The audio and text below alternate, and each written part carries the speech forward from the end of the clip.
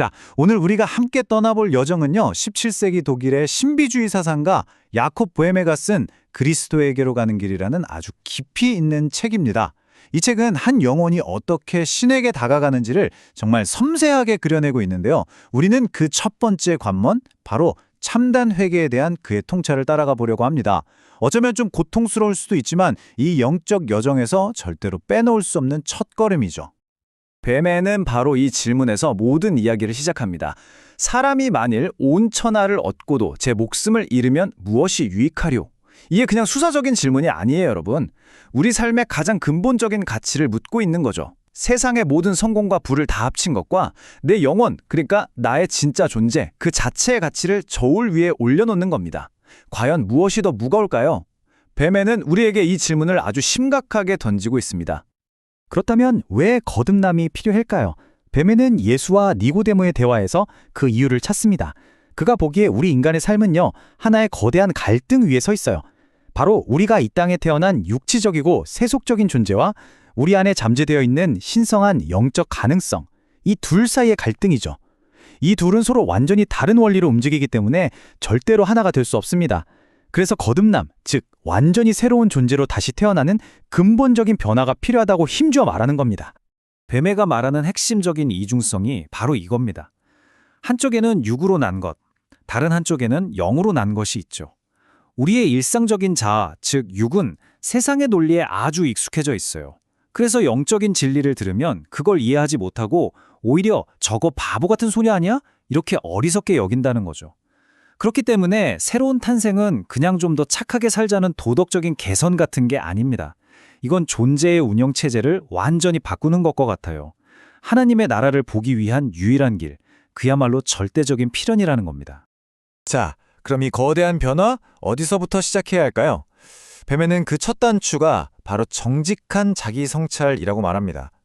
세상적인 성공이나 다른 사람의 평가 같은 잣대는 다 치워버리고요. 영원이라는 거울 앞에 자기 영혼을 벌거벗은 채로 세우는 겁니다. 어떤 변명도 꾸밈도 없이 자신의 현재 상태를 있는 그대로 직시하는 것, 이 냉철하고 고통스러운 과정이 반드시 먼저 있어야 한다는 거죠. 뱀에는 여기서 아주 강력하고 좀 섬뜩하기까지 한 비유를 사용합니다. 그는 우리가 그냥 약간의 흠에 있는 존재가 아니라 세계의 끔찍한 사슬에 단단히 묶여있는 포로와 같다고 말해요. 이 이미지만 봐도 우리가 처한 상황이 얼마나 심각한지를 바로 느낄 수 있죠. 여기서 정말 중요한 게 있어요. 이 사슬들이 밖에서 누가 우리를 묶어놓은 게 아니라는 겁니다. 뱀에 따르면 이 사슬들은 바로 하나님에게서 등을 돌린 영혼의 삶, 그 자체를 이루는 내적인 원리들이에요. 다시 말해, 우리가 스스로 만든 감옥에 우리 스스로 갇혀있는 셈이죠. 첫 번째 사슬이 가장 근본적인데요. 바로 하나님의 준엄한 진노입니다. 이게 우리가 흔히 생각하는 것처럼 하나님이 막 화를 내고 벌을 주는 그런 개념이 아니에요. 그보다는 태양 같은 하나님의 따뜻한 사랑의 빛으로부터 분리되었을 때 영혼이 발딛고 서게 되는 그 차갑고 어두운 존재의 바탕, 그 자체를 말합니다. 사랑이 없는 상태, 그게 바로 진노의 본질이고 타락한 영혼이 살아가는 어두운 세계 그 자체인 거죠. 두 번째 사슬은 악마의 욕망에 의한 끊임없는 공격입니다. 이 힘은 뭐랄까, 우리 영혼 안에 이미 있는 어두운 가능성들, 그 작은 불씨에 계속해서 기름을 붓는 것과 같아요. 우리의 교만, 탐욕, 시기, 분노 같은 것들을 더 활활 타오르게 만들어서 우리를 진리의 빛으로부터 점점 더 멀어지게 만들고 더 깊은 어둠 속으로 끌어내리려는 집요한 유혹인 셈이죠. 그리고 세 번째 사슬은 두 번째 사슬과 아주 긴밀하게 연결되어 있습니다. 그건 바로 우리 자신, 우리 자신의 의지, 즉 타락한 본성, 그 자체입니다. 교만, 탐욕, 시기, 분노, 이런 것들은 그냥 우리가 가끔 저지르는 실수가 아니에요. 뱀에는 이것들이 하나님을 떠난 영혼의 존재를 구성하는 근본적인 재료들이고 우리를 스스로 묶는 가장 강력한 사슬이라고 말합니다. 자, 이렇게 우리가 세 개의 사슬에 묶여 있다는 현실을 깨달았다면 이제 뱀에는 우리가 정면으로 마주해야 할 7가지 진실을 하나씩 꺼내놓습니다. 이건 결국 유쾌한 과정이 아니에요. 오히려 우리 영혼의 상태가 얼마나 비참한지를 철저하게 깨닫게 되는 아주 고통스러운 현실 인식의 과정이라고 할 수 있습니다. 하나님에 대한 적대감에서 시작해서 일하지 않은 포도원까지 이 7단계를 통해서 영혼은 자기 자신의 가장 밑바닥을 보게 됩니다. 우리도 한번 그가 안내하는 이 길을 한 걸음씩 따라가 보죠. 첫 번째 진실, 우리의 타락한 상태가 본질적으로 하나님에 대한 완전한 적대감이라는 걸 인식하는 겁니다. 이건 사탄의 속임수로 우리 첫 조상에게서 시작된 근원적인 반역이고 그 결과로 우리는 죽음과 부패라는 운명을 피할 수 없게 되었다는 사실을 받아들이는 거죠. 두 번째는요, 진노의 죽음이 매 시간, 매 순간 우리를 기다리고 있다는 사실을 정말 진지하게 생각하는 겁니다. 죽음은 언제든 예고 없이 찾아올 수 있잖아요. 우리가 여전히 죄악의 더러운 옷, 뱀의 표현을 빌리자면 돼지치기의 옷을 입고 있을 때 우리를 붙잡을 수 있다는 거죠. 그리고 신의를 저버린 자로서 심판의 날까지 죽음의 어두운 지하 감옥에 갇힐 수 있다는 그 끔찍한 현실을 직시해야 합니다. 세 번째 진실은 하나님의 최후 심판의 날이 얼마나 진지하고 준엄한지를 생각하는 겁니다. 그날에는요, 우리의 모든 추악한 행적들이 낱낱이 드러날 거라고 해요. 심지어 우리가 말과 행동으로 상처를 줬던 모든 사람들이 나타나서 그리스도와 천사들 앞에서 우리를 저주할 거라고 뱀에는 묘사합니다. 그 수치와 공포는 상상조차 할 수 없을 것이고 그 잠깐의 쾌락을 위해서 영원한 구원을 이렇게 어리석게 날려버렸구나 하는 끝없는 슬픔에 잠기게 될 거라는 거죠. 넷째, 하나님을 떠난 인간은 자신의 고귀한 형상을 잃어버린다는 진실입니다. 원래는 하나님의 모습으로 창조된 정말 존귀한 존재였는데 타락하면서 지옥의 벌레나 추한 짐승 같은 기괴한 형상으로 변질된다는 거예요. 이 상태에서 영혼이 교제하는 상대는 더 이상 천사가 아니라 끔찍한 어둠 속의 악마들 뿐입니다. 다섯째는 저주받은 자들의 영원한 형벌과 고문을 깊이 생각하는 겁니다. 뱀애가 그리는 지옥은요, 밖에서 누가 벌을 주는 곳이 아니에요. 이 땅에서 내가 탐닉했던 바로 그 죄악들이 영원히 나 자신을 괴롭히는 상태인 거죠. 성경에 나오는 부자 디베스처럼 끝없는 고통 속에서 단 한 방울의 위안조차 얻을 수 없는 영원한 공포를 마주해야 합니다. 여섯 번째 진실은 이 세상의 삶이 한편의 연극에 불과하다는 걸 깨닫는 겁니다. 부자든 가난한 자든 권력자든 거지든 다 똑같은 공기 마시고 살다가 결국엔 다 죽잖아요. 가난한 사람의 소박한 식사도 부자의 진수성찬만큼이나 맛있을 수 있고요. 이렇게 덧없는 세상의 쾌락을 위해서 영원한 미처맘을 스스로 불러오는 게 얼마나 어리석은 일인지를 깨달아야 한다는 겁니다.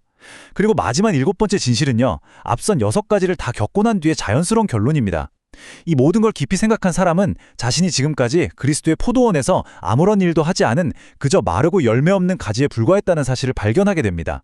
내 인생이 하나님의 사랑의 열매가 아니라 진노의 열매를 맺으면서 허무하게 흘러왔구나. 이걸 통렬하게 깨닫게 되는 거죠. 와, 정말 끔찍한 현실이죠. 이렇게 무겁고 두려운 진실들을 마주하면서 영혼의 가장 깊은 밑바닥까지 내려온 뒤에 이야기는 극적으로 방향을 틉니다. 이 깊은 슬픔과 자신의 황폐함에 대한 처절한 인식, 이게 결코 끝이 아니에요. 뱀에게 있어서 이것이야말로 모든 것의 필수적인 시작점입니다. 바로 그 절망의 깊은 곳에서 아주 놀랍게도 새로운 감정이 싹트기 시작합니다. 바로 하나님의 자비를 향한 진심 어린 탄식과 갈망입니다. 자신의 비참함을 철저히 깨달은 영혼은 비로소 자신의 죄를 통곡하고 낭비해버린 시간을 애통해하며 구원을 갈구하게 되죠. 바로 이 순간 그리스도의 영이 그 상한 영혼을 만질 때 진짜 회개가 시작된다고 뱀에는 말합니다.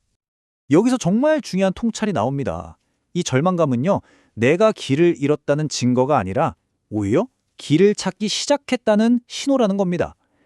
자신의 상태를 깨닫고 슬퍼할 수 있게 된 영혼이야말로 이미 구원의 문턱에 서 있는 것과 같아요. 이제 남은 건 그리스도가 내민 약속의 손을 붙잡는 것뿐입니다.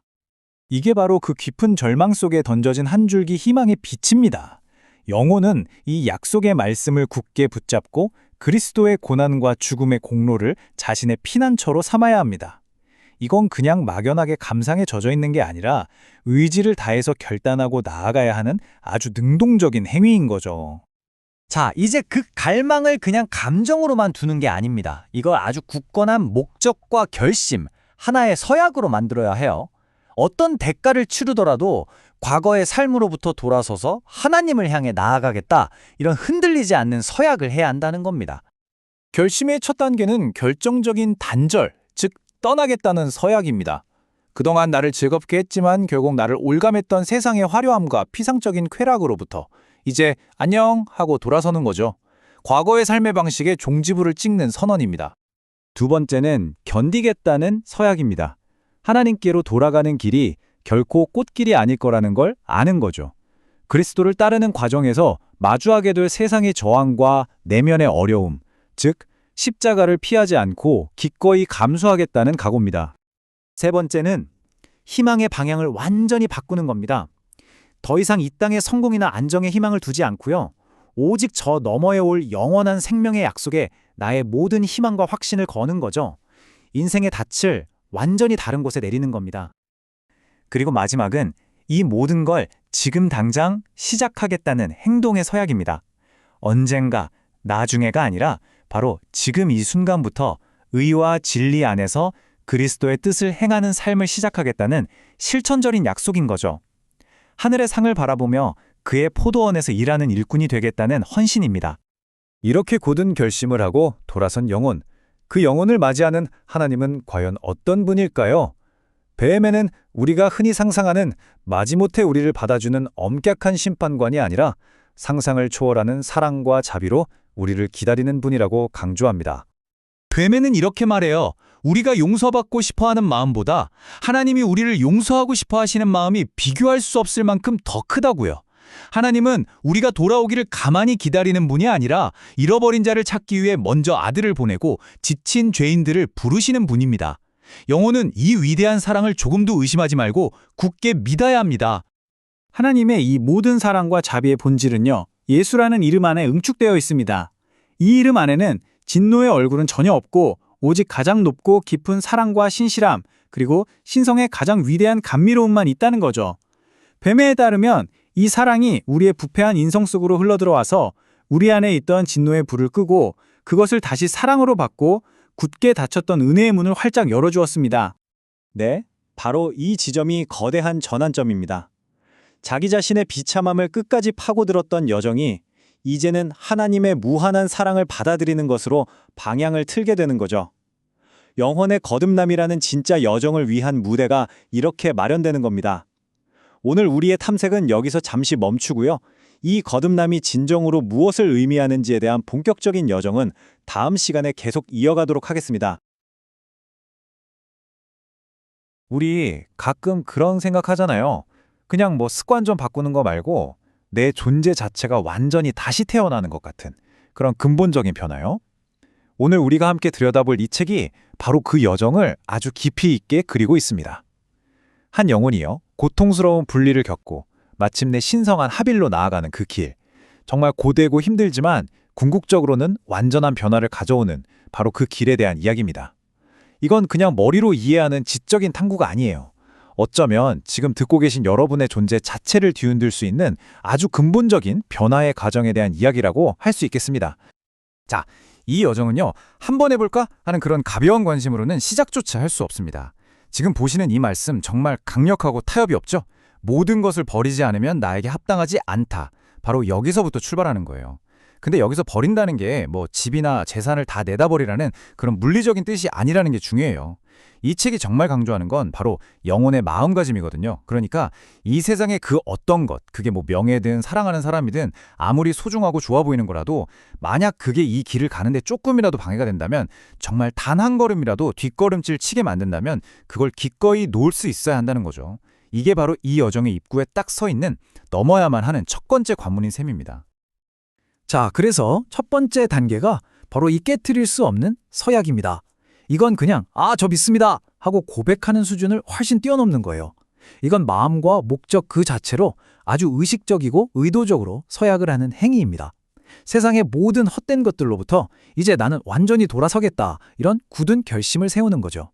책의 표현을 빌리자면요, 이건 진지한 마음을 가지고 자신이 지은 죄에 대한 깊은 슬픔과 함께 신 앞에 나아가는 거예요. 그리고 다시는 예전의 삶으로 돌아가지 않겠다고 영원히 선언하는 겁니다. 맹세하는 거죠. 이 책은 이 부분에 대해서 정말 조금도 물러서지 않습니다. 이 길은 어중간한 타협이 절대 허용되지 않는다는 걸 분명히 해요. 생각해 보세요. 세상의 명예, 다른 사람들의 인정, 편안하고 안락한 삶, 이 모든 것들이 사실은 우리의 마음을 뒤로 물러서게 만드는 족쇄가 될 수 있잖아요. 만약 그렇다면 그것과 헤어지겠다는 확고한 결단이 필요하다는 겁니다. 왜냐하면 이 서약은 무슨 일시적인 이익을 얻기 위한 거래가 아니거든요. 이건 영원한 것을 얻기 위해서 영원히 자기 자신 전부를 던지는 전적인 투신이기 때문입니다. 자, 그럼 이런 질문이 들 수밖에 없죠. 도대체 뭘 얻으려고 모든 걸 다 포기하는 걸까? 이렇게 완전한 헌신을 통해서 우리가 얻으려는 건 과연 뭘까요? 이 불가능해 보이기까지 하는 서약에 대한 보상은 무엇이고 이 험난한 여정의 최종 목적지는 대체 어디일까요? 그 목표는 바로 이겁니다. 소피아라고 불리는 신성한 지혜와의 합일.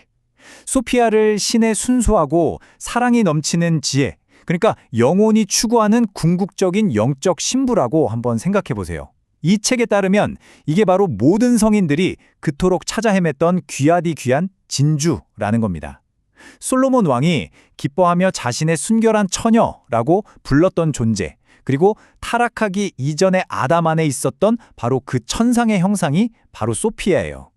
그러니까 우리가 하는 그 서약은 바로 이 잃어버렸던 신성한 지혜, 소피아와 사랑하고 결혼하기 위한 약속인 셈이죠. 그렇다면 이 엄숙한 서약을 한 다음에는 뭐가 기다리고 있을까요? 이제 꽃길만 걸으면 되는 걸까요? 아니죠. 진정한 여정은 바로 지금부터 시작됩니다. 그리고 그 시작은 아주 강렬한 시험의 기간이에요. 서약을 했다는 건 그냥 시작점에 섰다는 뜻일 뿐입니다. 이제부터는 그 서약에 대한 당신의 신실함이 그야말로 극한까지 시험받게 될 거예요. 이 책은 이 과정을 절대로 피할 수 없는 필수적인 단계라고 묘사합니다. 왜냐하면 그 약속이 정말 진정한 것인지 아니면 그냥 순간의 감정적인 충동이었는지를 증명해야 하는 시간이 필요하기 때문이죠. 마치 불로 금을 연단해서 불순물을 제거하고 순수하게 만들듯이 영혼도 이 시련의 불을 통과해야만 진짜가 될 수 있다는 겁니다. 이 슬라이드를 보면 그 실현의 과정이 얼마나 체계적으로 구성되어 있는지 알 수 있습니다. 이게 그냥 무작위로 닥치는 고통이 아니라는 거죠. 첫 번째, 신성한 사랑의 위안이 갑자기 사라집니다. 소피아가 물러나는 거예요. 영혼은 마치 버려진 것처럼 느껴지고 오직 자신의 의지와 믿음 하나만으로 버텨야 합니다. 두 번째, 쓰디 쓴 약을 마셔야 합니다. 이건 뭐냐면 바로 자신의 과거, 이 책의 표현을 빌리면 자신이 저지른 가증스러운 행위들과 정면으로 마주해야 한다는 뜻입니다. 자기 기만 없이 자신의 어두운 면을 똑똑히 바라보는 고통스러운 과정이죠. 그리고 마지막으로 가장 깊은 어두움, 즉 지옥의 문 앞에 서서 자신의 믿음이 진짜라는 걸 증명해 보여야 합니다. 그리고 이 구절이 이 여정의 무엇인지를 아주 분명하게 보여주고 있죠. 영혼은 그리스도가 걸었던 그 발자취를 그대로 따라가야 한다는 겁니다. 그의 시련, 죽음, 그리고 부활의 과정에 온전히 참여해서 자신의 부패한 옛자아에 대해서 끊임없이 죽어야 하는 거죠. 왜냐하면 이 책에 따르면 소피아는 오직 그리스도의 죽음을 통해서 영혼 안에서 새롭게 싹 트는 존재, 마치 하늘에 서 있는 새로운 식물 같은 존재하고만 약혼하기 때문이에요. 옛자, 낡은 자아는 그녀의 신랑이 될 수 없다는 겁니다. 자, 이러한 시련들은 우리를 그 절정으로 이끌고 갑니다. 바로 한 영혼을 차지하기 위한 전면적인 영적 전쟁, 궁극적인 대결의 순간으로 말이죠. 이 책은 요새라는 아주 강력한 비유를 사용합니다. 악마가 교만이나 욕망, 이기심 같은 것들로 지어진 우리의 영혼을 자신의 영토, 자신의 약탈물이 가득한 성으로 여긴다는 거예요. 그러니 영혼이 신에게로 돌아서겠다고 서약하는 순간 악마는 자기 소유물을 빼앗기는 거라고 생각하고 필사적으로 저항하겠죠. 격렬한 싸움 없이는 절대로 그 성을 포기하지 않을 거라는 겁니다. 이 슬라이드가 그 갈등의 본질을 아주 잘 보여주죠. 한쪽에서는 천국이 영혼의 불변성과 그 순수한 갈망을 시험하고 있습니다. 이 영혼이 정말로 소피아를 원하는가? 아니면 그냥 세상의 고통에서 벗어나고 싶어서 이러는 건가? 이걸 시험하는 거죠. 다른 한쪽에서는 지옥이 자기 소유물, 그 요새를 지키려고 맹렬하게 싸우고 있고요. 이것이 바로 서약을 한 사람의 내면에서 벌어지는 엄청나게 격렬한 투쟁의 실체입니다.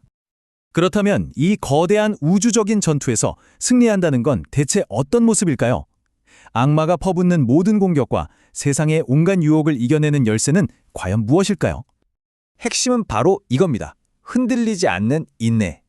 악마가 아무리 달콤한 말로 유혹하고 세상이 아무리 거센 압박을 가해와도 영혼은 그 모든 것들보다 소피아를 향한 사랑을 굳건히 지켜야 한다는 거죠. 단 한순간도 타협하지 않고 그 끔찍한 고통 속에서도 처음 했던 그 서약을 계속해서 새롭게 다짐하는 것. 오직 그 길만이 승리로 이어진다는 겁니다. 영혼이 이 길고 긴 전투에서 마침내 승리했을 때 드디어 궁극적인 상을 받게 됩니다. 이 책은 이 순간을 아주 아름답고 신비로운 결혼식으로 묘사하고 있어요. 보상의 첫 번째 징표는 바로 이 승리자의 화한 이미지입니다. 이건 영혼이 그 치열했던 전투에서 이겼다는 것을 상징하는 왕관과도 같아요. 수많은 시련과 내적인 전투를 모두 이겨낸 영혼에게 주어지는 영광의 표시인 거죠. 그리고 이제 신성한 결혼에 참여할 자격이 주어졌음을 알리는 신호이기도 합니다. 그리고 마침내 합일 그 자체가 이루어집니다. 신성한 지혜 소피아는 더 이상 멀리 서서 지켜보는 게 아니라 영혼에게 다가와서 가장 심오하고 친밀한 방식으로 결합합니다. 그리고 사랑의 입맞춤으로 그 승리를 봉인하는 거죠. 이건 머리로 하는 지적인 이해가 아니에요. 존재와 존재의 만남, 본질적인 연합이고 신성한 생명이 영혼 안으로 마침내 흘러 들어오는 순간입니다. 이것이 바로 그 합일이 가지는 심오한 의미입니다. 이건 영적인 재탄생이에요. 잃어버렸던 인류 안의 신성한 형상이 다시 회복되는 거죠. 이 책에서는 이걸 어린 양의 혼인잔치라고 부릅니다. 이 순간 옛 아담의 부패한 본성은 완전히 죽고 그리스도 안에서 새로운 천상의 인간이 다시 태어나는 겁니다. 이 결혼식이 진행되는 동안 진주라고 불리는 새로운 신성한 생명의 씨앗이 영혼 안에 심어집니다. 그리스도가 말씀하셨던 것처럼 그건 겨자씨처럼 모든 씨앗 중에 가장 작게 시작해요. 하지만 그 작은 씨앗 안에는 거대한 나무로 자라날 엄청난 잠재력이 담겨 있는 거죠. 이것이 바로 완전히 새로운 존재의 시작을 알리는 엄청난 환희와 승리감 속에서 심어지는 씨앗인 것입니다. 자, 이제 결혼도 했고 진주도 얻었으니 이야기가 여기서 오래오래 행복하게 살았습니다 하고 끝날 것 같잖아요. 하지만 이 책은 투쟁이 사라지는 게 아니라 그 형태를 바꿔서 계속된다고 아주 분명하게 말합니다. 바로 이거죠. 이게 아주 결정적인 질문입니다. 이토록 심오한 합의를 이루고 난 후에 영혼은 이제 그냥 평화로운 안식에 머물 수 있는 걸까요? 정말 투쟁은 다 끝난 걸까요? 대답은 아주 단호하게 아니오입니다. 이제 초점이 바뀌는 거예요. 전투에서 이기는 것에서 내가 얻은 상을 소중하게 키우는 것으로요. 영혼은 이제 진주나무라는 귀하디 귀한 새 생명을 얻었고 이걸 보호하고 잘 가꾸어야 할 의무가 생긴 겁니다. 그러니까 투쟁의 성격이 바뀐 거죠. 무언가를 획득하기 위한 투쟁이 아니라 얻은 것을 수호하고 성장시키는 투쟁이 시작되는 겁니다. 그리고 이제 반대는 외부에서부터 옵니다. 악마가 내적인 전투에서 졌다는 걸 깨닫고는 세상을 선동해서 영혼을 공격하는 거예요. 이전에는 나를 지지했던 동맹들이 적대적으로 변하고 사회 전체가 이 영적인 길에 광기라는 딱지를 붙여버립니다. 예전에 육신의 쾌락 속에서 당신을 좋아했던 친구들은 이제 당신의 변화를 전혀 이해하지 못하고 오히려 당신을 미워하게 될 거라는 거죠. 바로 이 구절이 왜 이 새로운 삶을 십자가 아래의 삶이라고 부르는지를 정말 멋지게 설명해주죠. 영혼과 서피아의 그 귀한 결합은 세상으로부터 숨겨져 있다는 거예요. 그리고 역설적이게도 세상이 퍼붓는 바로 그 고통과 경멸에 의해서 오히려 보호받는다는 겁니다. 십자가는 단순히 고통이 아니라 세상의 눈으로부터 이 귀한 진주를 가려주는 신성한 장막이 되어주는 거죠. 마지막으로 이 책은요, 이렇게 엄청난 투쟁을 그냥 묘사하는 데서 그치지 않습니다. 아주 실질적인 도움을 주는데요. 바로 기도의 형태로 이 여정을 위한 도구들을 제공하고 있습니다.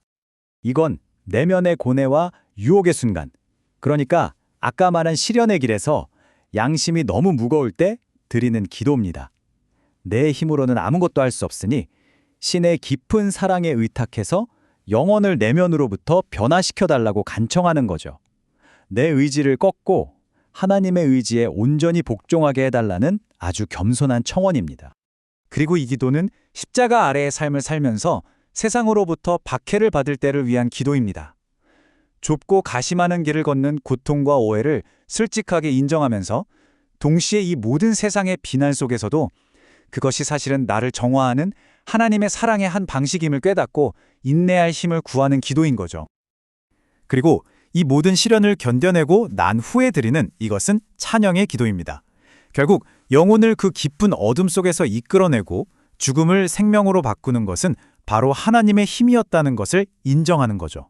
이것은 구원의 기쁨과 감사, 그리고 다시는 그 사랑에서 떠나지 않겠다는 굳은 다짐을 담은 기도입니다. 자, 그래서 우리가 마지막으로 성찰해봐야 할 핵심 질문은 바로 이것입니다. 이 책이 보여주는 영적 성장은 부드럽고 쉬운 자기개발의 길이 아니에요. 오히려 장엄하고 때로는 끔찍하게 고통스러운 탐구 과정으로 제시되죠. 이것은 우리에게 이런 질문을 던집니다. 과연 심오한 투쟁 없이는 심오한 변화가 정말로 가능한 것일까? 이 여정은 편안함을 추구하는 사람들을 위한 길이 아니라 진정한 변화를 갈망하는 영혼을 위한 길인 것입니다. 우리는 과연 누구일까요? 어디에서 와서 또 어디로 가는 걸까요? 17세기의 평범한 구두 수선공이었지만 실은 위대한 신비사상가였던 야콥 브에메. 그는 자신의 놀라운 책 그리스도에게 가는 길에서 이 가장 근원적인 질문에 대한 아주 심오하면서도 구체적인 지도를 그려냈습니다. 오늘 우리가 함께 걷고 있는 이 여정에서 그 지도의 다음 부분을 펼쳐보려 합니다. 자, 인간이란 무엇인가? 이 질문 정말 철학의 시작과도 같죠? 대부분의 사상가들은 지금의 우리를 분석하거나 아니면 미래의 가능성을 탐구하면서 답을 찾으려고 합니다. 그런데 보이면은 아주 독특하게도 정반대 방향을 가리킵니다. 그 답은 아득히 먼 과거, 바로 우리의 시작, 그 원점에 있다는 거예요. 왜냐하면 지금 우리의 모습은 본래 온전했던 상태가 깨져버린 거울 조각 혹은 그 찬란했던 원본의 희미한 메아리에 불과하다고 보기 때문입니다. 그러니까 그 눈부셨던 시작, 우리의 진정한 청사진을 이해하는 것, 그것이야말로 지금의 우리 자신을 이해하고 앞으로 나아갈 길을 찾는 가장 확실한 첫걸음이라는 거죠. 우리가 이렇게 발 딛고 서 있는 이 물리적인 세상이 전부가 아니라고 한번 상상해 보세요. 뱀에 따르면 우리 한 사람 한 사람은 눈에 보이지 않는 세 개의 다른 차원이 아주 정교하게 겹쳐 있는, 말하자면 하나의 교차점 같은 존재입니다. 그는 이 복잡한 내면의 풍경을 제대로 이해하는 것이야말로 자기 자신을 아는 유일한 열쇠라고 말하는데요. 지금부터 우리를 구성하고 있는 이 세 개의 세계를 아주 생생하게 들여다보겠습니다. 이 표가 바로 브에메가 제시하는 인간관의 핵심 지도라고 할 수 있습니다. 자, 먼저 가장 깊은 곳을 보세요. 어두운 세계가 있죠. 여기서 어둡다는 건 단순히 선과 악할 때의 악을 의미하는 게 아닙니다. 그보다는 우리의 의지, 욕망, 불안, 분고 같은 모든 원초적인 에너지가 들끓는 영혼의 강력한 뿌리 혹은 엔진 같은 거예요. 모든 것을 움직이게 하는 근원적인 힘이죠. 그 다음 그 위에는 순수한 기쁨과 사랑, 신성한 영이 머무는 빛의 세계가 있습니다. 이번 어두운 세계의 그 거친 힘이 정제되고 승화되었을 때 비로소 드러나는 우리의 신성한 본질이라고 할 수 있어요. 그리고 마지막으로 우리가 매일 눈으로 보고 귀로 듣고 손으로 만지는 이 외부 세계가 있습니다. 뱀에는 말합니다. 우리 인간은 이 세 세계의 경계선에 아슬아슬하게 서 있는 존재라고요. 바로 이 지점에서 뱀의 통찰이 정말 빛을 발하는데요. 그는 이 세계들, 특히나 어두운 세계와 빛의 세계가 서로 다른 곳에 뚝 떨어져 있는 게 아니라고 말합니다. 마치 동전의 양면처럼 하나의 근원에서 함께 나온다는 거죠. 그러면서 불과 빛이라는 아주 탁월한 비유를 듭니다. 한번 생각해 보세요. 불 자체는 뜨겁고 모든 걸 태워버리는 파괴적인 힘, 즉 어두운 세계의 속성을 가지고 있죠. 하지만 바로 그 고통스러운 불이 있어야만 세상을 밝히고 따뜻하게 하는 빛, 즉 빛의 세계의 속성이 존재할 수 있습니다. 이게 무슨 뜻일까요? 우리의 가장 깊은 고뇌와 어두운 욕망이 역설적으로 가장 큰 기쁨과 깨달음의 재료가 될 수 있다는 겁니다. 정말 놀랍도록 현대적인 심리학적 통찰 아닌가요? 그렇다면 말이죠. 이 세 개의 세계가 완벽한 조화를 이루던 때가 과연 있었을까요? 서로 충돌하지 않고 어둠이 빛의 원동력이 되어주고 내면과 외면이 완벽하게 하나였던 그런 상태 말입니다. 뱀에는 그렇다고 아주 단호하게 대답합니다. 바로 타락 기전의 첫 인간 아담의 모습 속에서 그 완벽한 조화가 구현되었다고 말이죠. 자, 이제 낙원에서의 우리의 본래 상태, 우리가 잃어버린 그 눈부신 원형은 과연 어떤 모습이었는지 한번 자세히 살펴보겠습니다. 뱀에가 묘사하는 태초의 아담은요, 우리가 지금 알고 있는 인간과는 그야말로 차원이 다른 존재입니다. 한번 상상해 보세요. 내면의 영적인 세계와 외부의 자연 세계가 분리되지 않고 완벽하게 하나로 어우러진 존재.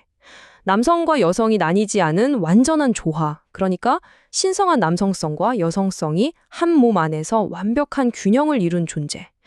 육체는 땅에 있지만 영혼은 동시에 천국을 거닐고 있는 불멸의 존재. 뱀에는 바로 이것이 우리가 잃어버린 원형, 우리의 진정한 청사진이었다고 말합니다. 지금의 우리는 그 완전함에서 갈라져 나온 하나의 파편일 뿐이라는 거죠. 존재 방식 자체가 근본적으로 달랐던 겁니다. 지금 우리는 생존을 위해서 외부의 물질을 섭취하고 소화시키고 또 배설해야 하는 이런 번거롭고 제한적인 육체를 가지고 있잖아요. 하지만 뱀에가 말하는 첫 아담은 그럴 필요가 전혀 없었습니다. 그는 신성한 에너지를 직접적으로 먹고 살았다고 해요. 마치 식물이 광합성을 통해서 빛 에너지를 흡수하는 것처럼, 혹은 빛이 어둠을 너무나 자연스럽게 삼켜버리는 것처럼 그렇게 마법적인 방식으로 존재를 유지했다는 겁니다. 육체의 한계에 갇힌 존재가 아니라 훨씬 더 순수한 에너지적인 존재에 가까웠던 거죠. 정말 상상하기조차 힘든 경지입니다. 하지만 이 완벽하고 눈부셨던 조화는 안타깝게도 영원하지 않았습니다. 인류 역사상, 아니 어쩌면 우주 역사상 가장 비극적인 사건, 바로 타락이 일어났기 때문입니다.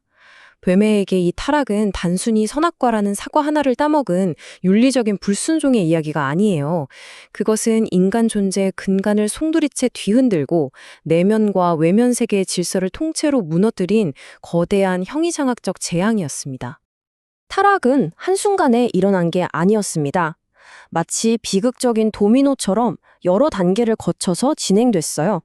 모든 건 알고 싶다는 욕망, 즉 신과 하나 된 상태에서 벗어나서 자기 자신과 선악의 근원을 스스로 탐구하려는 지적인 호기심에서 시작됐습니다. 이 선택은 아담의 의지를 신에게서 외부 자연으로 향하게 만들었고, 바로 그 순간 그는 신성한 세계로부터 잠들게 됩니다. 그리고 그 깊은 영적 혼수 상태 속에서 완전했던 하나의 존재가 남성과 여성 둘로 쪼개지는 근본적인 분열이 일어났죠. 마침내 잠에서 깨어났을 때 그들은 더 이상 천상의 존재가 아니었습니다. 번식하고 늙고 병들고 결국 죽어야만 하는 동물적인 육체를 입고 있었던 거죠. 뱀에는 여기서 정말 강력하고도 도발적인 주장을 펼칩니다. 우리가 왜 자신의 몸을, 특히 벌거벗은 몸을 부끄러워할까요? 그는 그것이 바로 우리가 잃어버린 그 광채나던 천사 같은 본래 모습에 대한 영혼의 희미하지만 본능적인 기업 때문이라고 말합니다. 우리의 벌거벗음을 가리려는 이 본능, 그 자체가 우리가 낙원에서 추방되어 동물적인 육체에 갇혔다는 가장 확실하고도 슬픈 증거라는 것이죠. 그리고 이 타락의 여파는 인간의 내면에만 머무르지 않았습니다. 뱀에는 우리의 내면 세계가 곧 외부 세계의 거울이라고 보거든요. 인간의 내적인 조화가 깨지자 그가 살고 있는 세상의 조화도 함께 무너져 내린 겁니다.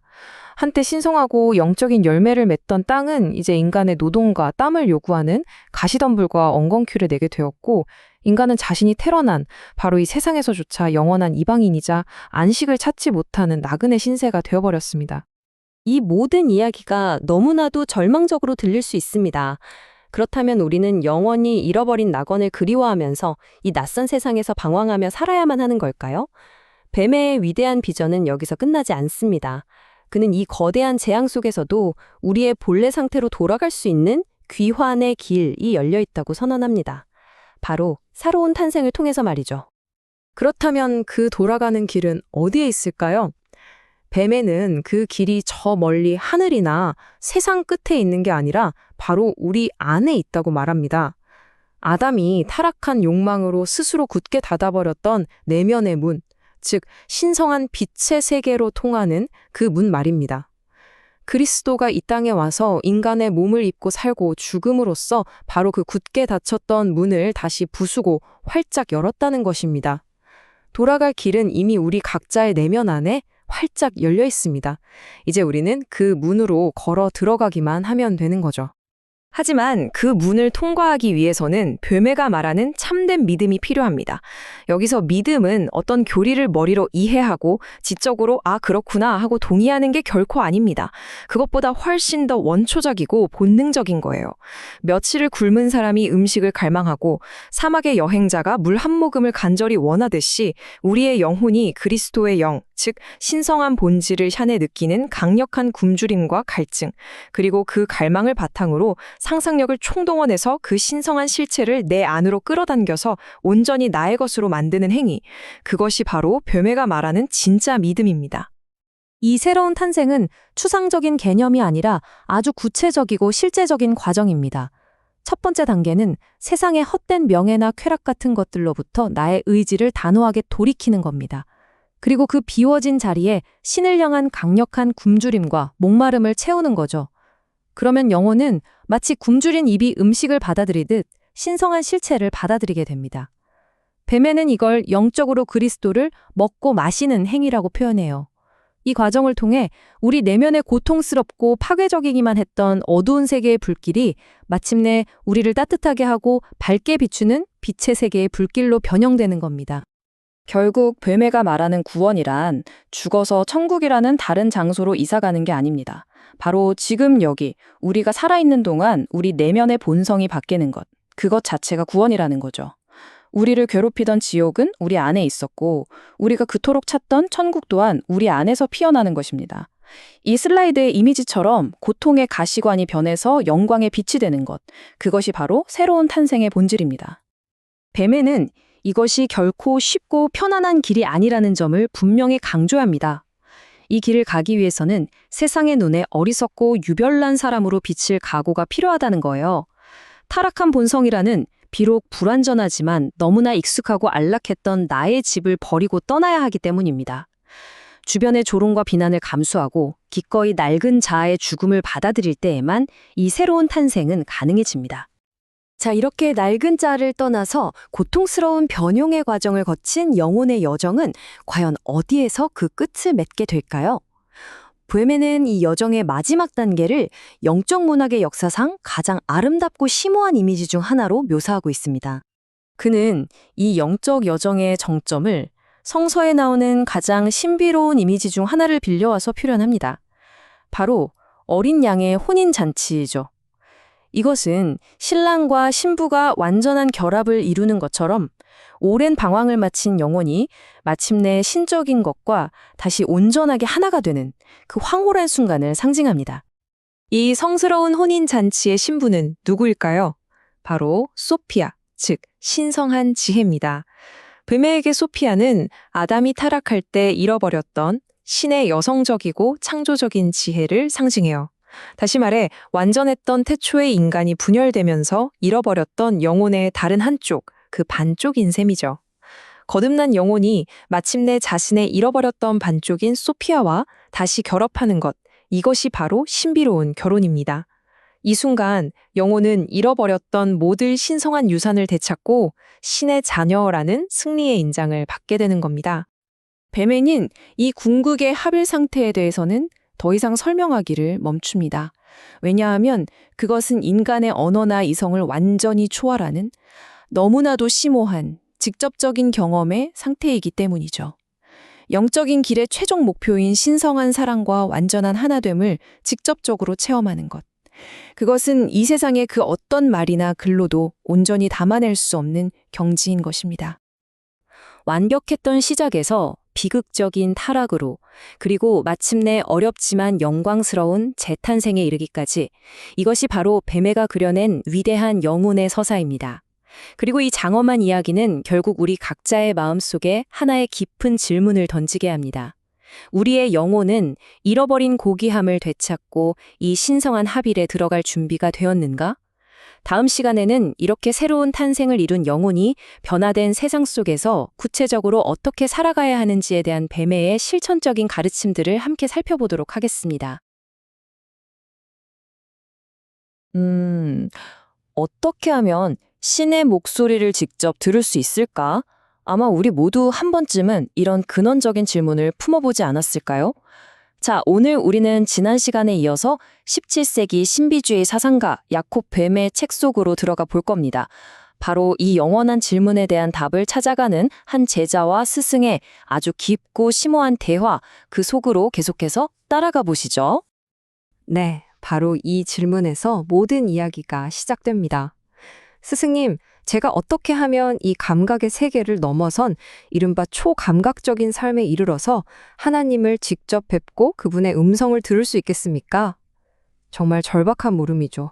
이건 그냥 한 제자의 궁금증이 아니라 사실 우리 모두의 내면 깊은 곳에 자리 잡고 있는 어떤 영적인 갈증, 그 목마름의 표현이라고 할 수 있을 거예요. 자, 이렇게 간절하게 묻는 제자에게 스승은 과연 어떤 답을 줬을까요? 보통 생각하기엔 어딘가 성스러운 곳으로 순례를 떠나라거나 아니면 특별한 의식을 치르라고 할 것 같잖아요. 그런데 스승의 대답은 우리의 이런 예상을 아주 그냥 완전히 뒤엎어 버립니다. 해답은 저 멀리 밖에 있는 게 아니라 바로 당신 안에 있다고 말하면서 우리의 모든 시선을 바깥이 아닌 내면으로 확 돌려버리거든요. 스승은 이렇게 말합니다.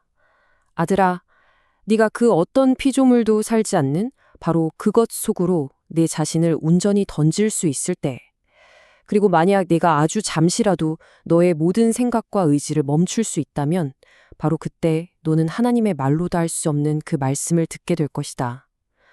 여기서 핵심이 뭘까요? 그냥 입을 다무는 침묵을 말하는 게 아니에요. 끊임없이 무언가를 원하고 계획하고 판단하는 나의 의지, 바로 이 나라는 생각 자체를 잠재우라는 겁니다. 바로 이것이야말로 신성한 음성을 듣는 걸 가로막는 가장 크고 두꺼운 장애물이라고 지적하는 거죠. 네, 스승은 바로 이 장애물을 자기 의지의 칸막이라고 부릅니다. 우리와 저 신성한 침묵 사이에 아주 거대한 벽이 있다는 건데요. 재밌는 건 이 벽이 저 바깥의 상에 있는 게 아니라 바로 우리 자신의 본성, 그 가장 깊은 곳에 세워져 있다는 겁니다. 도대체 그 벽의 정체가 뭘까요? 문제의 핵심은 바로 이겁니다. 피조물적 의지, 다른 말로 자기의지. 이게 뭐냐면요. 신의 뜻과는 상관없이 나 자신의 생각, 나의 욕망, 나의 야망을 따라서 끊임없이 움직이는 그 모든 활동을 말하는 거예요. 오늘날의 심리학 용어로는 에고라고 부르면 딱 맞을 것 같네요. 이 책에서는 이걸 자신의 소유라고 표현하는데요. 마치 머릿속에서 라디오를 시끄럽게 틀어놓은 것처럼 이 자아의 소음이 신의 그 고유하고 미세한 음성을 완전히 덮어버린다는 거죠. 스승은 아주 단호하게 말합니다. 이 자기의지야말로 당신과 신 사이를 가로막는 아주 견고한 벽이라고요. 그럼 이 벽, 어떻게 허물 수 있을까요? 스승이 제시하는 유일한 방법은 바로 자기 부정의 은총입니다. 즉, 나를 내려놓고 나를 비우고 신성한 의지에 온전히 나를 맞추고 순응하는 길, 그것밖에는 없다는 겁니다. 그럼 이 자기의지라는 녀석의 본질은 뭘까요? 이 책에서는 몇 가지 특징을 짚어주는데요. 첫째, 자연의 빛, 그러니까 세상의 지식이나 지혜를 마치 자기 것인 양 여기는 데서 태어납니다. 그리고 그걸 바탕으로 더 큰 힘, 더 큰 권력, 더 많은 지식을 쌓아서 스스로를 높이려고 하죠. 결국 신에게 순응하는 상태에서 벗어나서 신의 사랑과 온유함에 맞서는 적이 되어버리는 거예요. 신성한 질서에서 이탈해서 스스로 왕이 되어 자신을 다스리는 거죠. 그래서 이 자기 의지가 하는 모든 일은 궁극적으로 신의 뜻을 거스르는 죄가 된다고 설명합니다. 사실 이 책에 따르면 이게 바로 천사 루시파와 최초의 인간 아담을 타락으로 이끈 근원적인 충동과 똑같다는 거예요. 그들도 신에게서 비롯된 지혜와 능력을 마치 자신의 것인 것처럼 소유하고 통제하려고 했거든요. 바로 그 욕망의 순간, 신과의 온전한 하나됨에서 떨어져 나와 분리된 나, 즉 고립된 자아가 탄생하게 된 겁니다.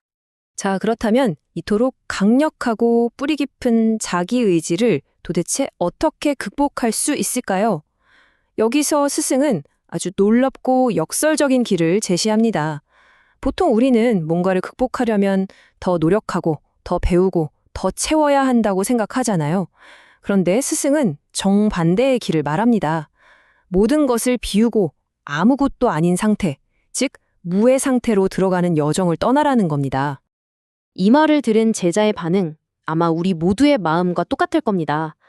아니 스승님, 어떻게 사람이 파괴되지 않으면서 아무것도 아닌 상태로 들어가서 자기 삶을 버릴 수가 있습니까? 무가 되라니? 이건 그냥 나라는 존재 자체가 사라져버리는 소멸처럼 들리잖아요. 정말 무서운 말이죠. 하지만 스승은 여기서 아주 중요한 차이점을 설명합니다. 나라는 이 작고 제한된 자아를 잃어버리는 것과 신 안에서 진정한 나를 발견하는 것은 하늘과 땅 차이라는 것을요. 이 지점이 정말 중요합니다. 무로의 여정이란 게 도대체 뭘까요? 그건 문자 그대로 내가 없어지는 비존재나 육체적인 죽음을 의미하는 게 절대 아닙니다. 그건 텅 빈 공허 속으로 사라지는 것도 아니고요. 그럼 뭐냐? 바로 나의 활동을 멈추는 겁니다. 더 정확히는 나의 자기 의지에 대해서 죽는 거죠. 그리고 신에게 완전히 순응하는 상태가 되는 겁니다. 내 존재를 잃어버리는 게 아니라 오히려 신의 뜻을 이루는 도구가 되는 거예요. 비유를 들자면 컵에 흙탕물이 가득 차 있으면 맑은 물을 담을 수 없잖아요. 먼저 그 흙탕물을 비워내야만 맑은 물을 채울 수 있죠. 바로 그런 겁니다. 나의 자아라는 흙탕물을 비워내서 신성한 기운이라는 맑은 물이 채워질 수 있는 공간을 만드는 과정, 그게 바로 무로의 여정인 셈입니다. 스승은 이 무의 상태를 이렇게 묘사합니다. 그것을 찾는 사람은 발 디딜 땅이나 기반이 없는 초자연적이고 초감각적인 깊은 심연을 발견한다. 그리고 그것은 모든 것에 대해 무와 같으니 세상의 그 어떤 것으로도 이해될 수 없기 때문이다. 우와, 정말 심오한 표현이죠. 이건 우리의 이성이나 논리로는 도저히 파악할 수 없는 경지라는 뜻입니다. 어떤 사물, 어떤 생각, 어떤 감정에도 붙들리지 않은 완전한 자유의 상태. 세상의 그 어떤 이름표로도 규정될 수 없는 순수한 잠재력, 그 자체의 심연이라고 할 수 있겠네요. 이 상태에 이르면 우리의 의지는 더 이상 무엇인가를 필사적으로 붙잡으려 하지 않습니다. 대신 아무것도 아닌 것 그 자체를 끌어당기는 법을 배우게 되죠. 하지만 제자는 이 길이 얼마나 어려운지 정말 절절하게 토로해요. 나의 의지가 그 어떤 것도 붙잡지 않고 어떤 상상도 하지 않은 채 그저 무 속으로 가라앉는다는 것이 이토록이나 어렵다니 하고 말이죠. 바로 이 지점, 끊임없이 무언가를 하려고 발버둥치는 이 의지를 그저 내려놓는 것. 이것이야말로 모든 영적인 수행의 가장 핵심적이면서도 가장 힘겨운 싸움일 겁니다. 하지만 이 어렵고 힘든 투쟁의 끝에서 우리의 의지가 마침내 그 무의 상태에 이르게 되면 정말 놀라운 변화가 일어납니다. 바로 세상을 보는 새로운 방식, 새로운 눈이 열리는 거죠. 스승은 이때부터 우리가 두 개의 다른 빛, 그러니까 완전히 다른 두 개의 시각으로 세상을 동시에 볼 수 있게 된다고 말합니다. 자, 그 두 가지 빛은 바로 자연의 빛과 하나님의 빛입니다. 자연의 빛은 뭘까요? 이건 우리가 보통 말하는 외적인 이성, 논리, 지식을 말합니다. 별줄의 운행을 보고 계절을 알듯이 세상을 관찰하고 분석해서 얻는 지혜죠. 하지만 이 빛에는 치명적인 약점이 있습니다. 바로 자기 의지에 의해 쉽게 미혹될 수 있다는 거예요. 지식을 자신의 소유물로 삼고 그걸로 교만과 오만에 빠지기 쉽다는 거죠. 반면에 하나님의 빛은 우리 내면 가장 깊은 곳에서 비추는 신의 영입니다. 이 빛은 오직 우리가 겸손하게 자신을 내려놓고 신에게 순응할 때만 작동해요. 그리고 이 빛을 통해 얻은 지혜는 결코 내 것이 되지 않습니다. 모든 영광을 신에게 돌리게 되고 우리를 가장 높은 신성한 신비로 이끌어주죠. 이 책은 그래서 자연의 빛에만 의존하는 삶의 위험성을 계속해서 경고합니다. 진정한 지혜는 이 외적인 이성이 내면의 하나님의 빛을 주인으로 섬기고 그 인도에 따를 때 비로소 열린다고 말하는 겁니다. 그리고 이 두 개의 빛은 각각 두 개의 눈으로 이어집니다. 바로 시간의 눈과 영혼의 눈이죠. 시간의 눈은 우리가 가진 자연적 이성을 통해 이 세상, 즉 외부 세계를 인식하는 눈입니다. 피조물들의 세계에 초점을 맞추죠. 반면에 영혼의 눈은 내면의 하나님의 빛을 통해 열리는 눈인데요. 이 눈으로는 세상의 겉모습 너머에 있는 신성한 근원, 즉 창조주를 인식하게 됩니다. 모든 것의 시작과 끝을 보게 되는 거죠. 우리의 목표는 이 두 눈 중 하나를 감는 게 아닙니다. 두 눈을 동시에 뜨는 거예요. 그래서 이 시간 속의 세상사를 처리하면서도 동시에 모든 것의 바탕에 있는 영혼을 발견하며 살아가는 것. 그것이 바로 진정한 깨달음의 상태라는 거죠. 그리고 이 여정의 궁극적인 목표는 이 두 개의 눈, 즉 시간의 눈이 영혼의 눈에 의해 완벽하게 인도되는 상태, 이른바 하나의 눈을 얻는 것입니다. 두 시각이 더 이상 서로 간섭하거나 갈증하지 않고 완전히 하나로 통일되는 거죠. 이 책의 표현을 빌리자면 우리 영의 눈이 우리 삶의 중심에서 자신을 드러내는 신의 눈 안에서 그리고 그 눈을 통해서 하나가 될 때 이루어지는 경지입니다. 이건 더 이상 세상적인 시각과 영적인 시각이 따로 노는 게 아니라 나의 모든 시선이 신의 시선과 하나가 되어서 모든 것을 사랑과 지혜의 눈으로 바라보게 되는 상태를 의미합니다. 자, 이제 우리는 이 기나긴 여정의 정점에 거의 다다랐습니다. 모든 것을 비워내는 궁극적인 비움이 오히려 모든 것을 얻는 궁극적인 충만함으로 이어지는 위대한 역설이 마침내 해결되는 지점이죠. 스승은 이 위대한 진리를 한 문장으로 선언합니다. 누구든지 그것을 찾는 자는 아무것도 찾지 못하는 동시에 모든 것을 찾는다. 정말 역설적이죠? 아무것도 찾지 못하는데 어떻게 모든 것을 찾을 수 있을까요? 그 비밀은 이렇습니다. 나라는 소유욕, 내 것이라는 집착에서 완전히 벗어난 그 무의 상태를 찾을 때 우리는 역설적으로 모든 것의 근원이신 신을 발견하게 됩니다. 그리고 그 신 안에서 사실상 모든 것을 소유하게 된다는 뜻이죠. 자, 그럼 아무것도 아닌 것이 어떻게 모든 것이 될 수 있는지 그 과정을 한번 단계별로 살펴볼까요? 첫째, 당신은 무에 들어감으로써 신을 발견합니다. 모든 것이 그분으로부터 나오고 그분에게로 돌아가고 그분 안에 존재하는 바로 그 근원을 만나게 되는 거죠. 둘째, 당신은 모든 것으로부터 자유로워집니다. 어떤 것도 내 것으로 만들려는 욕망이 없으니 그 어떤 것에 대한 집착에서도 완전히 해방되는 거예요. 당신은 모든 것에 대해 아무것도 아닌 존재가 됩니다. 그럼 마지막 세 번째 단계가 뭐냐? 바로 모든 것을 다스리게 됩니다. 자유롭고 집착이 없기 때문에 무언가를 억지로 소유하려는 외적인 방식이 아니라 내적인 근원으로부터 하나님의 왕자처럼 모든 것을 다스릴 수 있게 되는 겁니다. 이것이야말로 진정한 의미의 영적 주권 상태라고 할 수 있습니다. 어떤 것도 내 것으로 만들려고 아둥바둥하지 않을 때 비로소 우리는 소유의 무거운 짐과 상실의 두려움에서 벗어나 모든 것을 온전히 경험하고 누릴 수 있게 되는 거예요. 마치 저 아름다운 노을을 내 주머니에 넣으려고 하지 않을 때 그 아름다움을 가장 순수하고 완벽하게 즐길 수 있는 것처럼 말이죠. 바로 이 지점에서 세상에 대한 두 가지 통치 방식의 차이가 드러납니다. 하나는 짐승 같고 상상에 불과한 지배이고 다른 하나는 진정하고 천사와 같은 주권입니다. 스승은 세상의 힘과 권력, 소유에 기반한 지배는 언제 빼앗길지 모르는 불안한 그림자에 불과하다고 말해요. 하지만 진정한 왕의 권위, 진정한 주권은 외부에서 오는 게 아닙니다. 그것은 내면에서, 즉 나의 의지가 신의 의지와 온전히 하나가 된 그 평화로운 상태에서 자연스럽게 흘러나오는 것이라고 설명합니다. 이제 이 모든 원대한 목표를 이해한 제자는 마지막으로 가장 현실적이고 실질적인 질문을 던집니다. 스승님, 알겠습니다.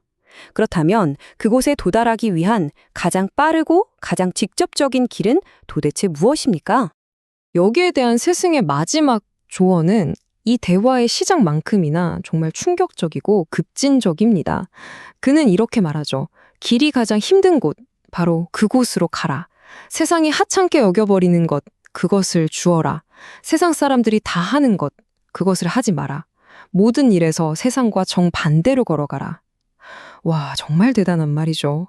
이건 결국 끊임없이 더 많은 소유와 인정을 통해서 자기 의지를 살찌우려는 이 세상의 방식에 정면으로 맞서 싸우라는 선언과도 같습니다. 물론 스승도 이 길이 세상 사람들 눈에는 정말 어리석고 심지어 미친 짓처럼 보일 거라는 걸 잘 알고 있습니다. 그래서 인정하죠. 세상은 이 길을 어리석음과 광기라고 부를 거라고요. 하지만 그는 분명히 말합니다.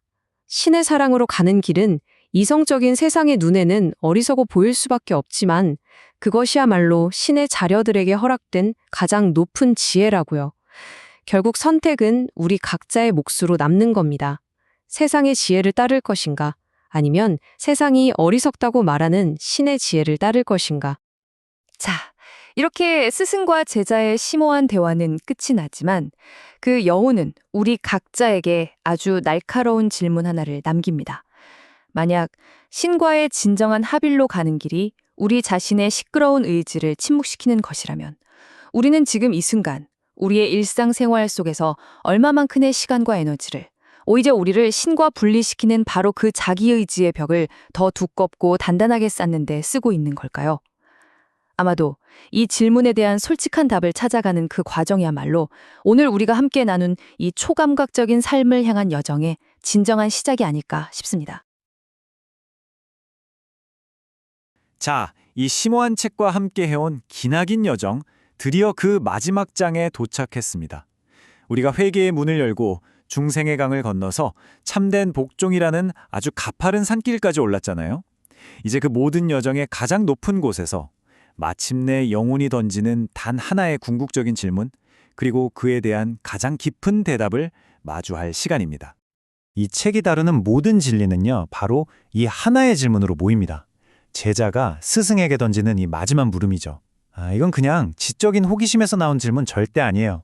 유한한 존재인 우리가 무한한 신과 다시 하나가 되기를 갈망하는 정말 영혼의 가장 깊은 곳에서부터 터져나오는 그런 외침인 거죠. 어떻게 하면 이 감각의 세계, 이 생각의 감옥을 넘어서 신을 직접 느끼고 보고 들을 수 있는가? 이것이 바로 우리가 함께 통과해야 할 마지막 관문입니다. 스승의 첫 대답은 이처럼 굉장히 심오하고 또 역설적입니다. 어떤 피조물도 거하지 않는 그것이라니. 이게 대체 무슨 뜻일까요? 이 말은 우리가 아는 어떤 방법으로도 도달할 수 없는 길을 가리키는 것 같아요. 그러니까 물리적으로 어딘가로 이동하는 게 아니라 우리 존재 상태의 근본적인 변화를 뜻하는 겁니다. 즉, 나 자신을 포함해서 모든 피조물적인 생각, 의지, 감각, 욕망 같은 것들이 완전히 멈춘 그 고요의 한가운데서 비로소 신의 음성이 들린다는 거죠. 이 신비로운 대답이 바로 앞으로 펼쳐질 모든 가르침의 시작점이 됩니다. 그렇다면 대체 무엇이 우리와 이 신성한 교감을 가로막고 있는 걸까요? 스승은 그 장애물이 저 멀리 바깥 세상에 있는 게 아니라고 말합니다. 바로 우리 내면에 너무나도 견고하게 서 있는 벽, 바로 자아라고 설명하죠. 이제 그 벽의 정체가 뭔지 아주 자세히 한번 들여다보겠습니다. 이 책은요, 영혼과 하나님을 분리시키는 이 두꺼운 참막이 벽이 다른 게 아니라 바로 피조물적 의지, 다시 말해 우리 자신의 의지라고 아주 명확하게 지적합니다. 보통 우리는 외부의 죄나 세상의 유혹 같은 걸 근본 원인이라고 생각하기 쉽잖아요. 그런데 그게 아니라는 겁니다. 그런 것들은 전부 이 자아의 의지라는 깊은 뿌리에서 자라난 가지와 열매에 불과하다는 거죠. 내가 원하는 것, 내가 옳다고 믿는 것, 나를 중심으로 세상을 해석하려는 이 고집스러운 의지 자체가 하나님과의 소통을 원천적으로 막아버리는 가장 두꺼운 벽인 셈입니다. 자, 이 표를 보면서 두 가지 의지의 본질을 한번 비교해 볼게요. 왼쪽에 있는 피조물적 의지가 바로 우리가 방금 얘기한 자아의 의지입니다. 이건 하나님으로부터 스스로를 끊어내고 자기 자신이 삶의 주인이 되고자 하는 그런 근원적인 욕망이에요. 더 많은 힘과 지식을 통해서 높아지려고만 하고 그 모든 행동은 결국 신과의 분리라는 죄로 이어지게 되죠. 반면에 오른쪽에 있는 복종하는 의지는 자신의 뜻을 내려놓고 하나님의 뜻에 온전히 자신을 맡기는 의지입니다. 이건 하나님과 함께 일하면서 그분의 아름다운 음악을 연주하는 악기가 되기를 자처하는 거죠. 스스로를 낮추고 단순한 겸손함 속으로 깊이 가라앉으면서 바로 그 상태에서 모든 죄로부터 자유로워지는 겁니다. 여기서 핵심은 의지를 없애는 게 아니라 의지의 주체를 나에서 하나님으로 바꾸는 거예요. 이 자아의 의지가 가져오는 결과는요, 정말 파괴적입니다. 여기 정리된 것처럼 그것은 하나님의 뜻에 복종하는 그 평화로운 상태에서 우리를 끌어내리고 신의 본질인 사랑과 온유함에 맞서는 적이 되게 만들어요. 결국 악마가 우리 내면으로 들어올 문을 활짝 열어주는 셈이고 영혼은 교만과 자만, 끝없는 탐욕에 사로잡히고 말죠. 책은 이것이 교회 안에 거짓된 바벨탑을 쌓아올리는 근본적인 원인이고 한때 빛의 길을 걷던 영혼들마저 타락시키는 무서운 독이라고 경고합니다. 스스로 하나님처럼 높아지려고 했던 루시퍼와 아담의 이야기는 바로 이 자아의 의지가 낳는 비극적인 결과를 가장 명확하게 보여주는 영원한 예시라고 할 수 있겠습니다. 자, 우리를 가로막는 장애물이 무엇인지 이제 명확히 알았으니까 이제 스승은 그것을 넘어서는 길을 제시합니다. 그런데 이 길은요, 우리가 상상하는 것 이상으로 아주 급진적이고 역설적이에요. 무언가를 더 쌓아 올리는 길이 아니라 오히려 가지고 있는 모든 것을 비우고 즉 없음 속으로 깊이 가라앉는 길입니다. 이 길은 단순한 결심이나 행동이 아니라 존재 전체를 던지는 아주 심오한 영적 과정입니다. 첫 번째 단계는 모든 생각과 의지를 멈추는 것이에요. 내 안에서 끊임없이 떠오르는 계획, 판단, 욕망의 소리를 잠재우는 거죠. 두 번째는 스스로를 아무 은혜도 받을 자격이 없는 어린아이로 여기는 것입니다. 나의 공로나 지혜를 전부 내려놓는 완전한 겸손의 상태를 말해요. 이어서 세 번째 단계는 피조물적인 자아 안에서 어떤 이해도 구하지 않는 것인데요. 이 신비로운 과정을 내 이성으로 어떻게든 파악해보려는 시도조차 포기하는 겁니다. 그리고 마침내 네 번째 단계에서 어떤 피조물도 거하지 않는 그곳 속으로 자신을 던져 넣는 것입니다. 마지막으로 다섯 번째, 사랑 안에서 하나님의 영에게 온전히 자신을 내어 맡기는 것. 이 모든 과정은요, 자신의 모든 능력과 욕망, 심지어 나 자신이라는 개념까지도 완전히 포기하고 항복하는 걸 의미합니다. 이 길에서 처음 발견하게 되는 것은 책이 무, 즉 nothing이라고 묘사하는 상태입니다. 이건 모든 것으로부터 자유로운 초자연적이고 근거 없는 심연이에요. 나의 생각, 감정, 욕망, 내가 나라고 여겼던 모든 정체성이 사라진 텅 빈 공간이죠. 처음에는 내가 사라지는 것 같은 극심한 두려움과 혼란을 느낄 수도 있어요. 하지만 바로 이 텅 빔이 신성한 체험이 시작되는 유일한 출발점입니다. 그런데 정말 놀라운 역설은 바로 여기서 일어납니다. 이 텅 빈 무의 상태가 바로 모든 것을 발견하는 공간이 된다는 거예요. 왜냐하면 이 무는 나의 자아로부터 완전히 비어있기 때문에 비로소 하나님만이 아무런 방해 없이 홀로 일하실 수 있는 완벽한 공간이 되기 때문입니다. 내가 사라진 그 자리를 하나님이 온전히 채우시면서 그 무는 생명과 지혜와 사랑, 즉 모든 것의 근원이 되는 거죠. 텅 비었기 때문에 오히려 모든 것을 담을 수 있는 그릇이 되는 신비입니다. 아, 이 문장은 이 책의 핵심적인 역설을 정말 완벽하게 담아내고 있어요. 자아의 의지가 차지하고 있던 그 왕좌가 텅 비게 되는 것. 바로 그것이 신적인 의지가 나타나서 활동하도록 허용하는 유일한 조건이라는 겁니다. 내가 나를 비워낸 그 자리가 바로 신의 활동 무대가 되는 거죠. 이것은 이름으로써 모든 것을 얻고 죽음으로써 영원히 사는 위대한 신비의 핵심이라고 할 수 있습니다.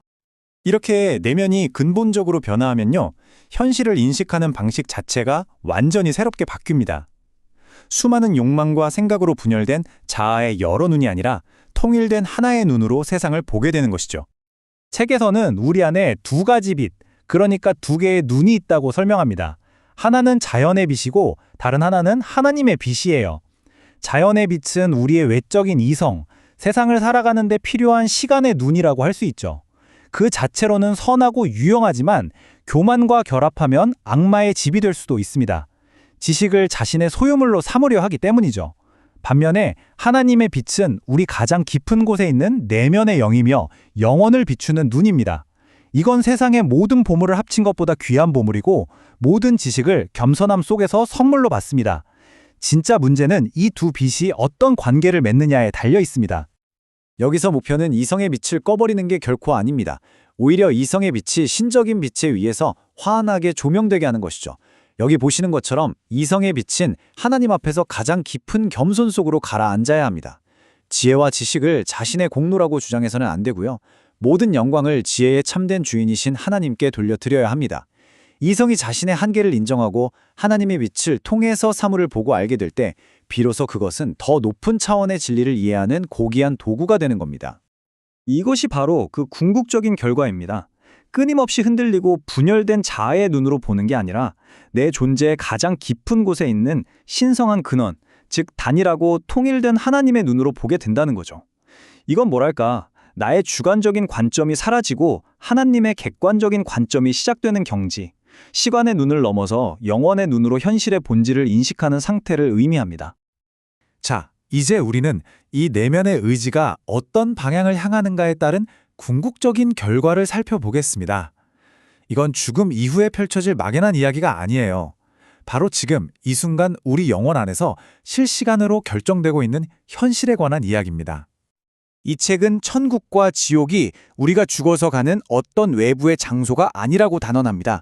영혼 자신의 의지로부터 직접 나타나는 내면의 존재 상태라는 거죠.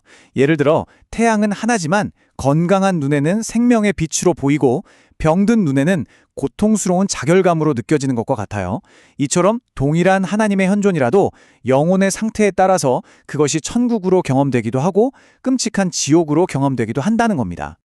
이 표는 영혼의 선택이 어떻게 자신의 현실을 실시간으로 만들어내는지를 아주 자세히 보여줍니다. 천국에 있는 영혼의 거처는 자아와 자기의지가 거하지 않는 곳이에요. 그곳에는 거룩한 천사들이 함께하고 그 영혼은 고요하고 충만한 사랑을 경험하죠. 반대로 저주받은 영혼의 거처는 자아와 자기의지가 왕노릇하는 곳이고 그곳에는 악마들이 동반자가 됩니다. 그 영혼은 헛된 것들에 대한 채워지지 않는 영원한 굶주림과 갈증을 경험하게 되죠. 하나님에 대한 인식도 완전히 달라요.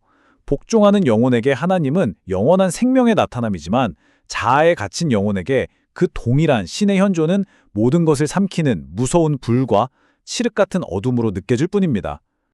그렇다면 우리가 아는 최후의 심판이란 무엇일까요? 바로 이 내면의 원리가 우주적인 차원에서 궁극적으로 나타나는 사건이라고 보면 됩니다. 하나님의 사랑의 불과 진노의 불이 동시에 활활 타올라서 모든 것의 실체가 드러나고 각각의 불은 자신과 같은 성질의 것을 자신 속으로 강력하게 끌어당기는 과정이라는 거죠. 결국 모든 의지는 자신이 평생 동안 내면에서 가꾸어온 그 불, 즉 사랑의 불이냐 진노의 불이냐에 따라 영원히 그 속으로 이끌리게 되는 것입니다. 우리는 이 험난하고도 영광스러운 변화의 길을 따라서 마침내 약속된 목적지에 도착하며 이 긴 여정을 마무리하게 됩니다. 이건 더 이상 추상적인 이론이 아니라 영원히 경험하는 실제적인 도착을 의미합니다. 책은 이 장엄하고 감격적인 선언으로 끝을 맺습니다. 이제 더 이상 무언가를 찾아 헤매고 방황하는 상태가 아니라 마침내 도착하고 성취한 상태로 전환되었음을 알리는 거죠. 길고 어두웠던 터널을 지나서 마침내 눈부신 빛의 세계에 도달한 겁니다. 그리고 가장 주목할 점은요, 이게 결코 고독한 도착이 아니라는 사실입니다. 당신은 혼자가 아니에요. 당신은 셀 수 없는 천사들의 무리와 장자들의 총회와 교회, 만물의 심판자이신 하나님, 온전하게 된 의인들의 영들, 새 언약의 중보자이신 예수, 그리고 정결하게 하는 뿌리는 피와 함께하게 됩니다. 이건 영혼의 진정한 고향인 광대하고 영광스러운 영적 공동체로 완전히 들어서는 것을 의미합니다. 이 모든 여정은 결국 영원히 마땅히 있어야 할 단 하나의 자리, 즉 영원한 찬양과 감사의 상태로 귀결됩니다. 자아의 의지로 끊임없이 무언가를 갈구하던 그런 결핍의 상태에서 벗어나서 신의 충만한 현존 앞에서 그저 찬양하고 감사하는 존재로 온전히 바로서게 되는 것이죠. 저희는 이 책이 남기는 마지막 깊은 통찰과 함께 이 분석을 마무리하려고 합니다. 여정 가운데 겪었던 그 모든 투쟁과 고통은 지워져야 할 아픈 기억이 아니라 그 완성을 통해 얻어지는 영원한 기쁨의 바로 그 토대가 된다는 것입니다. 고통과 갈등이 있었기에 그 끝에서 얻은 평화와 승리의 기쁨은 더 깊고 영원한 것이겠죠. 결국 그 치열했던 투쟁 자체가 구원의 드라마를 구성하는 가장 필수적인 일부였던 셈입니다.